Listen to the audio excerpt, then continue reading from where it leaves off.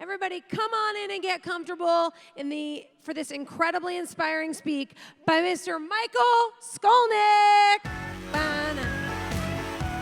We're doing it.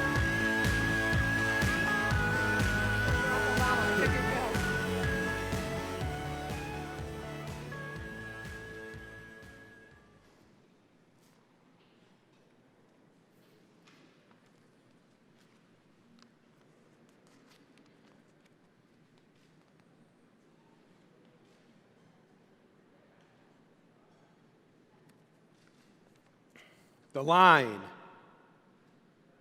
had slowly come to a halt. Stretching around the inside of the church were hundreds of people who had come to this holy place of worship to pay their respects to a 16-year-old young man.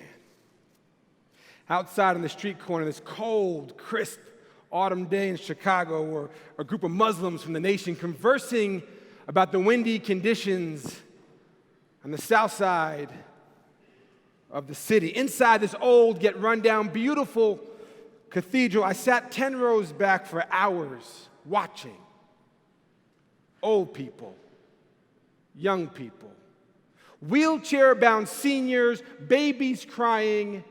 Everybody would stop, but they all would move on.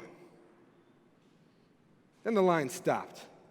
Someone wasn't able to move on. Somebody wasn't aware that there were hundreds of people waiting behind her. Someone didn't care about the Muslims in the back talking about Minister Farrakhan coming into the church. Somebody needed time. And no one said a word. We all just watched this precious, beautiful 8-year-old child stand over her cousin's open casket and hug him like she may never see him again. We watched this child gently touch and caress the face of another child. One was living and one had moved on. We watched her father dressed in a long black T-shirt with a Jesus medallion piece hanging from his chest, clutching his baby daughter by his side and looking up, and he could not move. We just sat and watched and pretended that we weren't in the room so this child could have one last moment with her cousin. She kissed him on the forehead, and she clutched her daddy as tight as she knew how and slowly walked down the aisle with tears streaming down her swollen face. And as I turned around to witness the exit of this young child, the young man's entire family was at the front of the hall awaiting their arrival. We rose to our feet, and with deep respect for the pain and suffering of those who had a loss, we stood there motionless as the family walked by us down the aisle, and we just watched. And as the mother of this 16-year-old young man had told me just 3 days prior, she could finally put her angel to rest. I wrote that piece in 2009. I wrote that piece after taking a job with Russell Simmons, running this website, globalgrind.com. I wrote that piece because I was reflecting back on a conversation with then Mayor Cory Booker of Newark, New Jersey, now Senator Booker from New Jersey, about what happens when black kids die? What happens when Latino kids die? And what happens when white kids die? And if anybody is wondering, I am white. Let's get that out of the way for this conversation.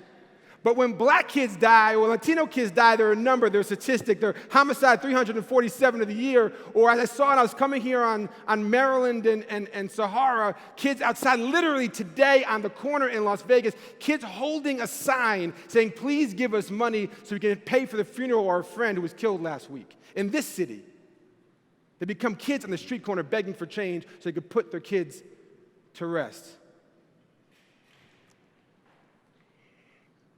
This was the image that was sent to me by the young man who was brutally beaten in Chicago, Illinois in 2009. And I wrote that piece when I came home from his funeral, and it reminded me of this conversation with Cory Booker. And when white kids die, we know their name. That's Natalie Holloway, killed over a decade ago. John Benet Ramsey, killed over 2 decades ago. But when black kids die in 2009, did we know their names? Could you say their name? And so who here is on Twitter? Raise your hand if you're on Twitter now. Who here is on Twitter in 2014? Keep it up. 13, 12, 11. I can count down. 10, 9, 8. The founder of Twitter is here. At Jack. Hi, Jack. How are you? Thank you for having us. So as you can see, not many people were on Twitter back in 2009, and we thought, could we just get this young man's name to trend on Twitter? So we put an article out called He Has a Name, Darion Albert. That's Darion Albert.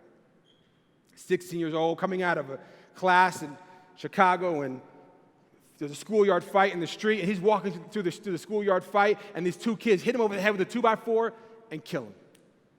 Dead. So I went to the funeral in Chicago, and I sat in this beautiful cathedral of 2,000 people, and Minister Farrakhan, and Al Sharpton, and Jesse Jackson, and Father Flagler, and all these great religious leaders, and the mayor, and all these police officers, and all these teachers. And I came home that night, and I'm not much of a writer, but I came home that night, and there was a beautiful Maxwell record. And it was like, pretty wings, a really pretty-ass record Maxwell sings. And so I put that record on, and I just wrote, and that came out. And the next morning, I get a phone call. I get a phone call from my mother, and the mother says to me, I saw the piece you wrote about Darion Albert called He Has a Name, Darion Albert. Could you write one about my son? My son, Kevin Miller, was killed on Friday. This was Sunday morning.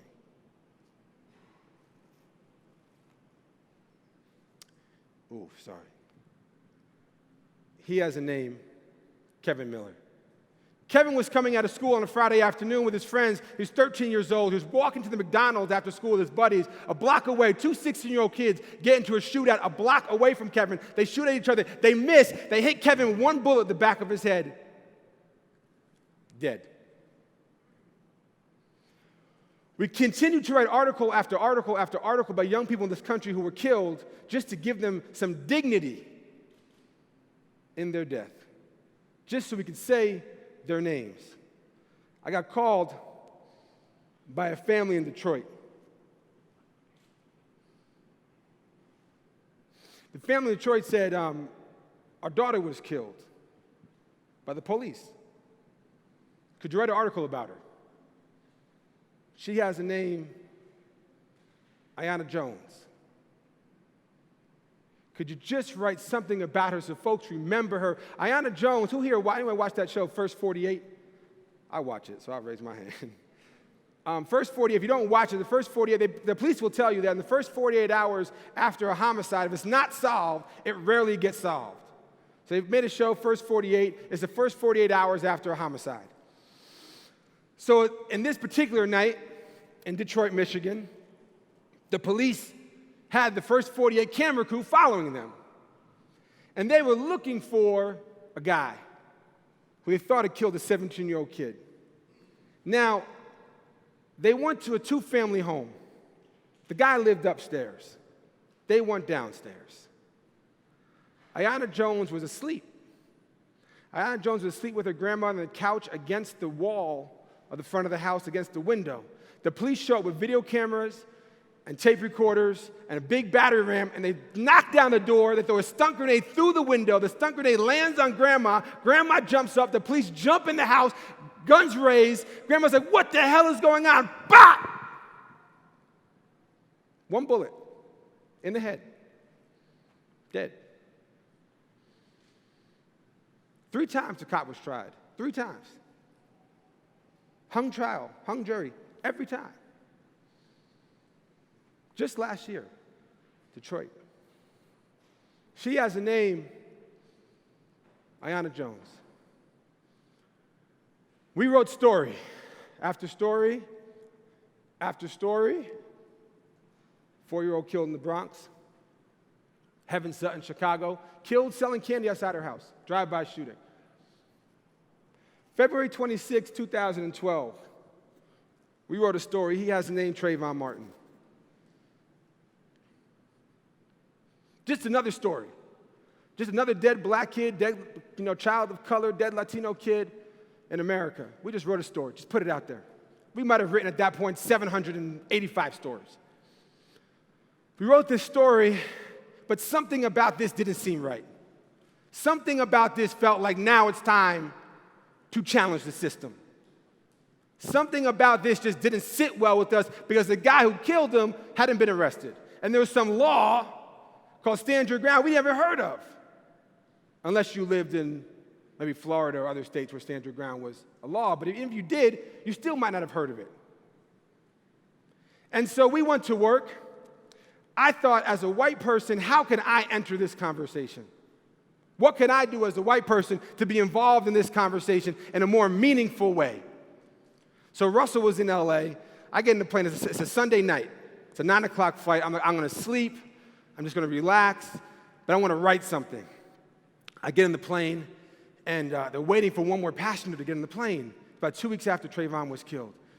And they're holding the plane for this one passenger. And finally, one passenger comes on, and it's freaking, like, it's Rihanna. And she sits right in front of me. And I'm like, shit, like I can't, like she's so beautiful, like I can't write this. Like, I just want to look at her. But I'm a feminist, a proud feminist, so it's not right to like do that. So I said, don't do that. And then she fell asleep. I said, definitely don't look at a sleeping woman. So I just put my head down. I think a lot of times, I'll just say this. This is tough work. And I'm sure there's folks in this space right now who do this kind of work with young people, work with teachers, educators, parents, right? And sometimes humor helps, right? Humor helps a little bit. So at that moment, it was almost surreal that this woman, this beautiful lady, was sitting in front of me. But finally, she went to sleep. I just sat down and I wrote. And I wrote a piece, and it came out, and it was called "Dear White People, You Will Never Look Suspicious Like Trayvon Martin." And it got 200,000 shares on Facebook and was spread around the internet. And then I became the white guy talking about this. One of them. There's others, but not many. And the family called me, and the family said, "Michael, can you come to Sanford, Florida, and can you march with us?" I said, of course. I got on the plane, went to Sanford, Florida, and I marched. Now, I'll tell you this. I was discussing it with a dear friend of mine, Erica Williams, who was a speaker yesterday. We are in a critical time in this country. This is an unprecedented moment in this country. The system is being challenged. And there are people who do not want the system to be challenged. There might be some people in this room who do not want the system to be challenged. But I'm hoping if you think life is beautiful, then you want to challenge the system. And so I don't say this with a badge of honor. I don't say this to impress you. But during this work and during this specific time at Trayvon, I received a tremendous amount of threats. And to a point where we had to have police security and police detail because the threats were that vicious and that specific. And I don't want to die. I don't want to die. Because as my friend who gave the speech before, this is what I have in my house. And I want him to grow up with a father. But I also love the noise you're making upstairs. They're working hard. You can't be mad at the people who are working here to make this thing, go well. But I also realize that at a certain point in your life, you have to realize, what are you willing to die for? How far are you really willing to go? When you are called upon to do work, how much work are you willing to do? And so when I look at my 2-year-old son, Mateo Ali, I want him to look at his daddy and say, I'm just as proud as you are as proud of me. But then this happened. And I saw this on Twitter. And that's Mike Brown's stepfather. And it said, Ferguson police just executed my unarmed son. That was August 2014. This ignited a generation. This ignited a group of people who are challenging the system, that are not in this room, that are not able to come to events like this. And I want to bring them in this room and praise them in this room. Young people across the country and young people in this room who are using social media, activism, their voices, their Facebook pages, their classrooms, their dinner tables, their festivals, to challenge the system. To say, if you really believe life is beautiful, then you will never, ever, ever have to worry about saying Black Lives Matter. You will never, ever have to be afraid to say Black Lives Matter. You will never, ever have to be in a moment where someone looks at you and says, well, don't all lives matter? We've known that. We've already known that. Natalie Holloway and John Benet Ramsey proved that. But at a moment that's critical in this nation, as white people especially,